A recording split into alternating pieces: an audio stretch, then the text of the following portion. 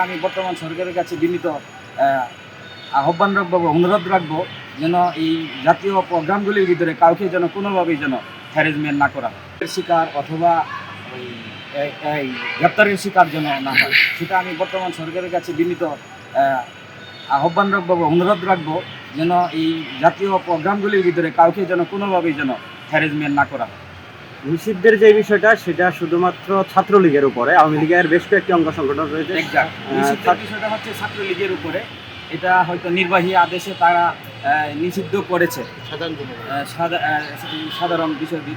আর বিগত দিনেও আপনারা জানেন কোনো না কোনো সংগঠনকে নিষিদ্ধ করেছিল, বাট আজকে কিন্তু তারা নিষিদ্ধ না। তো সরকার পরিবর্তনের পাশাপাশি কিন্তু এই নিষিদ্ধ বিষয়টাও কোনো না কোনো একটা সময় উঠে যায় বা থাকে না, সেটা আপনারাও জানেন, আমরাও জানি, এদেশের মানুষ প্রত্যেকেই জানে। আর সে মূলত ছাত্রলীগ না, সে হচ্ছে একজন গার্মেন্টস শ্রমিক। সে গার্মেন্টস শ্রমিক হিসাবে বঙ্গবন্ধুকে ভালোবাসতে পারে, কারণ বঙ্গবন্ধুর ডাকে এই দেশ 1971 সালে স্বাধীন হয়েছে। যার সুবাদে সে এখানে ফুল দিতে যায়, হয়তো বা সে স্লোগান ধরতে পারে, আমি দেখি নাই এবং শুনেও নাই তার স্লোগান, কিন্তু তাকে অ্যারেস্ট করা হয়েছে। সে সাধারণ অতি ঘরের একটা সন্তান এবং দরিদ্র মানুষ, যার সুবাদে সে শ্রমিক হিসাবে একটা গার্মেন্টসে চাকরি করে। বাট ওটার জন্য আমি তীব্র নিন্দা এবং প্রতিবাদ করছি এবং পাশাপাশি সরকারের কাছে আবেদন রাখছি তাকে যেন নিঃশর্তে এবং মুক্তি দেওয়া হয়। আপনি দুর্জয়ের কি হন? আমি দুর্জয়ের প্রতিবেশী।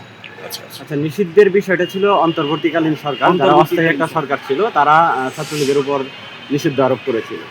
এখন বর্তমান যে নির্বাচিত সরকার, তাদের উদ্দেশ্যে আপনি কোনো কিছু বলবেন কিনা এই নিষিদ্ধ প্রসঙ্গে? আমি তাদের উদ্দেশ্যে বলতে চাই, অন্তর্বর্তীকালীন সরকার এবং কেয়ারটেকার গভর্নমেন্ট এটা নিষিদ্ধ করেছিল। আর এটা হচ্ছে নির্বাচনকালীন সরকার, নির্বাচিত সরকার। আর এই নির্বাচিত সরকারের কাছে আমার আবেদন থাকবে, বাংলাদেশ আওয়ামী লীগ বা ছাত্রলীগ, আমি যদিও কোনো সংগঠনের সাথে ওতপ্রোতভাবে জড়িত না, তারপরে বলবো এদেশের বৃহৎ একটা অংশ, বৃহৎ একটা জনগোষ্ঠী এই দুইটা দলকে ধারণ করে।